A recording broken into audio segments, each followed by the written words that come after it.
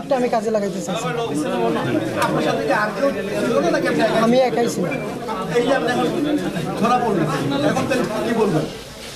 আমি তো একাই ছিলাম, জাস্ট এটা সত্যটা যেটা সত্য এটাই। আমি তো আর অন্য কাউকে আন্তাজি দোষারোপ করতে পারি। মানে তুমি কি শুধু টাকার জন্য এই কাজটা জি, আমি এই টাকার জন্য এই কাজটা করি। বুঝতে পেরেছেন? এবার তো আপনারা জেনে থাকেন যে বিগত 28 তারিখের দিকে আমাদের যে মাননীয় সংসদ সদস্য ব্যারিস্টার সাইদুল হক সুমন সাহেব, ওনাকে আসসালামু আলাইকুম প্রিয় দর্শক, অবশেষে খুঁজে পাওয়া গেল সেই ব্যক্তিকে যিনি নাকি ব্যারিস্টার সুমনকে হত্যার হুমকি দিয়েছিলেন।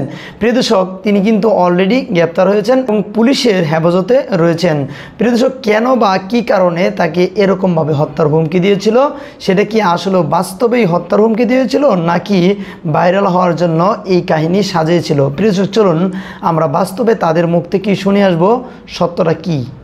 28 তারিখের দিকে আমাদের যে মাননীয় সংসদ সদস্য ব্যারিস্টার সাইদুল হক সুমন সাহেব, ওনাকে একটা মেসেজ দিয়েছিল যে আমাদের ওসি চুনারুঘাটের মাধ্যমে, যে আমি একটা তথ্য দিতে চাচ্ছি, যে তথ্যটা অত্যন্ত গুরুত্বপূর্ণ আমাদের সংসদ সদস্যের জন্য।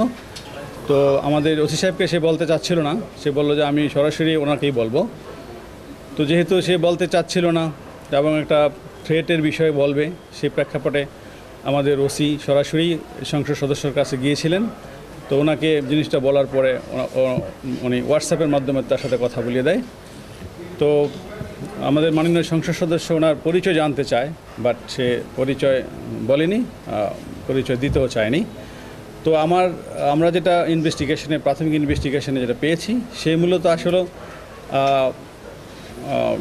গেমলার, অনলাইন গেমলার ছিল এবং গেম খেলে, প্লাস সে হলো বিদেশে বিদেশে লোক পাঠানোর নামে প্রতারণা করে, টাকা আদায় করে মানুষের কাছ থেকে, লোক পাঠাতে পারে না।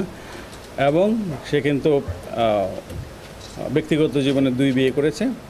তো তার মূলত টার্গেট ছিল যে সে সবসময় ডার্ক ওয়েবসাইটে গিয়ে একটি লিঙ্ক পায়, সেটা হলো হিটম্যান ওয়েব যে লিঙ্ক, সেই লিঙ্কে সে একটা গল্প দেখে। সেই গল্পতে ছিল যে এক ইন্ডিয়ান এক বড় ব্যবসায়ী ছিল, সেই এক প্রতারক ওই ব্যবসায়ীকে বলেছিল যে আপনার একটি গুরুত্বপূর্ণ তথ্য আছে, যে আপনাকে মারার জন্য কিছু লোক রেডি আছে, তো আপনি যদি আমাকে কিছু টাকা পয়সা দেন তাহলে আমি সেই তথ্যগুলো বলে দিব।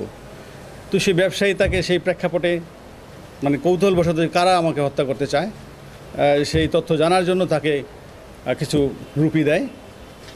তো সেই প্রায় 2-3 লক্ষ রুপি দেয়। দেওয়ার পরে তখন সে তো প্রতারক, তখন ওই ব্যক্তি কী করে, সে আবার তার মোবাইল থেকে সে চলে আসে, মানে অফলাইনে চলে আসে এবং তার সব কিছু বন্ধ করে দেয়। তো সেও সেই গল্পের ছলেই মনে করেছিল যে আমিও দেখি কিছু টাকা পয়সা এইভাবে ইনকাম করতে পারি কিনা। তো সে তো দেখতে পাচ্ছে যে বিভিন্ন মিডিয়াতে বা বিভিন্ন সময় তার বিভিন্ন থ্রেটের কথা সে জানতে পেরেছে। সে মনে করতে ছিল যে আমিও হয়তো এরকম একটা কাজ করলে কিছু টাকা পয়সা ইনকাম করতে পারবো। তো সেই প্রেক্ষাপটেই সে বলতে চেয়েছিল যে আমার কাছে একটা ক্লিং স্কোয়াডের নাম আছে, যেটা আমাদের মাননীয় সংসদ সদস্যকে হত্যা করতে চায়। তো সেই প্রেক্ষাপটেই কিন্তু সে একটা নাটক সাজিয়েছিল এবং সেটা আমাদের কাছে স্বীকারও করেছে। তো সে যেটা চেয়েছিল, যে মনে করেছিল যে আমাদের মাননীয় সংসদ সদস্য ওকে বলবে যে ঠিক আছে তুমি আমাকে নামগুলো বলো, আমি তোমাকে কিছু পে করবে। যখন দেখলো যে না, সে তো কোনো টাকা পেই করবে না, বরঞ্চ সে আরও মামলা জিডি করার জন্য চেষ্টা করতেছে এবং সোশ্যাল মিডিয়াতে চলে আসছে, সে এই ভয়ে সাথে সাথে সে তার মোবাইল যেটা যে সে সবসময় কথা বলতো, সেই মোবাইলটা কিন্তু সে ভেঙে ফেলছে এবং সে অন্য একটি মোবাইল নিয়ে, সেখানে সে কখনোই বাংলাদেশি সিম ইউজ করতো না, সে একটু হোয়াটসঅ্যাপ নাম্বারে কথাও বলতো না।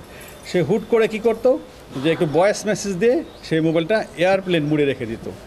তো তাকে আমরা যখনই আমাদের ওসি মাননীয় সংসদ সদস্যকে তথ্যটি দিয়েছিল, সে কিন্তু সাথে সাথে জিডি করেছিল এবং আমরা সেই জিডির প্রেক্ষাপটেই কিন্তু ওই দিন রাতেই আমরা তার যে ফ্রেন্ড ছিল তাকে অ্যারেস্ট করে ফেলি। তো ভাগ্য কত ভালো দেখেন, যে আমরা যাকে অ্যারেস্ট করি সে লোকে কিন্তু তার কাছে প্রতারিত হয়েছে। সে তাকে 1,80,000 টাকা দিয়েছিল, বাট পরে জানলাম 1,30,000 টাকা দিয়েছে, 2,30,000 টাকা দিয়েছে।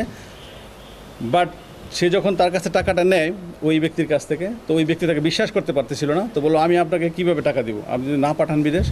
তখন সে বিরক্ত হয়ে তার যে পার্সোনাল পাসপোর্ট, সে পাসপোর্ট দিয়ে বলছে ঠিক আছে আপনি আমার পাসপোর্টটাই রাখেন, কারণ তার টাকার প্রয়োজন ছিল প্রচুর। সে পাসপোর্ট দিয়ে তার কাছে টাকাটা নিয়ে নেয়। তো আমরা তাকে যে তার বন্ধু, তাকে মূলত ধরি তাকে ধরার জন্যই। তো ভাগ্য বলে আমরা তার কাছে কিন্তু ওই দিনই পাসপোর্টটা পেয়ে যাই, এবং পাসপোর্টে যে এনআইডি ছিল আমরা এনআইডি কপি টপি সব নিয়ে আমরা কিন্তু তার বহির্গমন ওই দিনই কিন্তু বন্ধ করে দিই, এবং আমরা সমস্ত জায়গায় ল্যান্ড এবং সিপোর্টে আমরা চিঠি দিয়ে দিই। যার প্রেক্ষাপটে পরে আমরা তাকে ধরার জন্য বিভিন্ন জায়গায় অভিযান চালাই। আমরা প্রথমে জানতে পারি সে আমাদের সেই তথ্য প্রযুক্তির মাধ্যমে যে সে চিটাগাঙে ছিল, আমরা চিটাগাং টিম পাঠাই। পরে দেখে আবার সে ঢাকায় টিম পাঠাই। আমরা একসাথে 3টা টিম পাঠিয়েছিলাম। তো সে এতই চালাক যে সে একবার হোয়াটসঅ্যাপে ভয়েস দেওয়ার পরে আর তাকে খুঁজে পাওয়া যায় না। এক এক সময় তাকে এক এক জায়গায় দেখি। পরে তার মোবাইলে আমরা কিছু বিকাশ করি। বিকাশ করার পরও সে তো অনলাইন গেমলার ছিল, সেই গেমলার তার একটা অ্যাকাউন্ট ছিল। সে কী করতো, ওই যে টাকাটা আমরা পাঠাতাম সে ওই অ্যাকাউন্টসে যোগ করে ফেলতো, এবং অনলাইনে যে অটোমেটিক্যালি তার কাছ থেকে বিভিন্ন জায়গায় বিকাশের মাধ্যমে তার অ্যাকাউন্টসে টাকাটা আউট হতো। তো তাকে ট্রেসিং করা অনেক টাফ ছিল। তো যাই হোক, আমরা আমাদের সিটিটিসির সহায়তা নেই, এবং সিটিটিসির সহায়তায় আমরা তাকে সর্বশেষ আমরা সিলেট মেট্রোপলিটন এলাকা থেকে গ্রেপ্তার করতে সক্ষম হই। তো এই ছিল আমাদের আভিযানিক ফলাফল। আপনারা সবাই আমাদের সাথে ছিলেন, আপনারা আপডেট নিয়েছেন, এবং আমার কাছ থেকে এই ঘটনার পরে অনেকে এসেছেন যে কোনো কিছু আছে কিনা। আমি কিন্তু আপনাদেরকে বলেছিলাম যে আমরা অনেকটা সাফল্যের কাছাকাছি চলে এসেছি, এবং আপনারা অচিরে একটা ভালো সংবাদ পাবেন, এবং আমার বিশ্বাস যে আপনারা আমার সেই কথাটা বাস্তবায়িত হয়েছে এবং পেয়েছেন। তো সিলেট মেট্রোপলিটন এলাকা থেকে গতকাল গ্রেফতার করা হয়েছে। সময়টা রাতের, জি বিকালের দিকে আর কি, তাকে একটা হোটেল থেকে ধরা হয়েছে। তার গ্রামের বাড়ি হলো কুলাউড়াতে, মৌলভীবাজার কুলাউড়াতে পারে আর কি। আমরা আপনাকে প্রেস রিলিজ দিয়ে দিব, তার সমস্ত ডিটেলস এখানে আছে। হ্যাঁ, ইয়েস, আরেকটি জিনিস আপনাদেরকে বলি, তার বিরুদ্ধে 2013 সালে রাজনগরে 2023 সালে একটি মামলা হয়েছে, এবং সে ওই মামলা অ্যারেস্ট হয়েছিল, সেটাও প্রতারণার মামলা। এবং আরেকটি মামলা এই নবীগঞ্জে হয়েছে, তার বিরুদ্ধে 2টি মামলা আছে, 2টি প্রতারণার মামলা। অর্থাৎ সে কিন্তু প্রতারণা করেই তার জীবন চালিত করে। এবং আরেকটি জিনিস হলো, সে ওমানে গিয়েছিল, বিদেশ থেকে এসে বিভিন্ন জনের কাছ থেকে টাকা পয়সা নিয়ে বিদেশ পাঠাবে বলে সে যখন আরেকটা প্রতারকের কাছে পড়েছিল, তার কাছে সেই প্রতারক আবার কিছু টাকা পয়সা নিয়ে চলে গিয়েছিল। যার প্রেক্ষাপটে সে একসময় ইন্ডিয়াতেও পালিয়ে গিয়েছিল। ইন্ডিয়াতে সে 1 বছর থাকার পরে আবার দেশে এসে আবার সে মনে করেন প্রতারণার কাজে ব্যস্ত হয়ে গেছে। শুনি না, তারপরও আমরা মানে সেটা প্রতারণার মিশনে সে একাই তাকে না, সে কিন্তু আমাদেরকে হেল্প করেছে তাকে ধরার ক্ষেত্রে। হ্যাঁ, সে ভুক্তভোগী, সে নিজেও ভুক্তভোগী। আমরা তার বিরুদ্ধে মামলা নিচ্ছি, এবং আমরা তাকে রিমান্ডে আনবো। রিমান্ডে আনার পরে আরও যদি কিছু থাকে, আমরা জিনিসটা কিন্তু খুব সিনসিয়ারলি নিয়েছি। সেটাই আমরা কিন্তু অনেক মানে তার যে কথাবার্তা আমরা তো বুঝতেছি যে কোন অ্যাঙ্গেলে কীভাবে বলতেছে। একটা কিলিং স্কোয়াড কিন্তু অন্যরকম জিনিস, সেটা কিন্তু আমরা বুঝি। তারপরে আমরা কিন্তু কোনো কিছুই মানে আমরা করতেছি না, হালকাভাবে নিচ্ছি না। আমরা গভীরভাবে তদন্ত করব, এবং তাকে আবার রিমান্ডে নিয়ে আসবো। আরও কিছু তথ্য আমরা যদি জানতে পারি আপনাদেরকে জানাবো।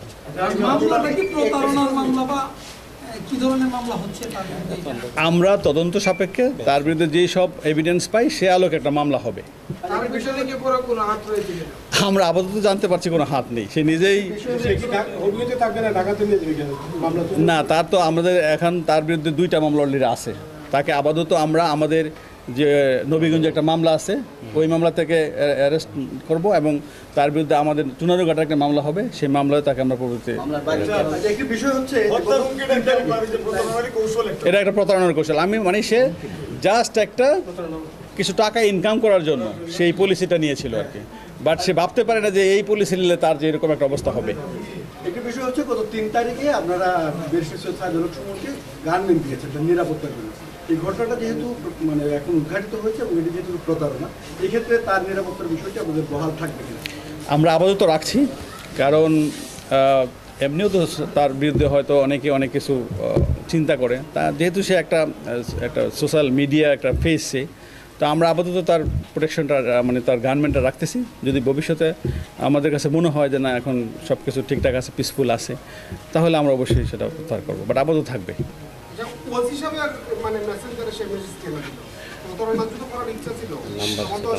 সে আমি বলি সে এমপি মহোদয়ের নাম্বার প্লাস তার পার্সোনাল যে সহকারী তার নাম্বার তার কাছে ছিল না। আমাদের নাম্বারগুলো কিন্তু অনলাইনে পাওয়া যায়।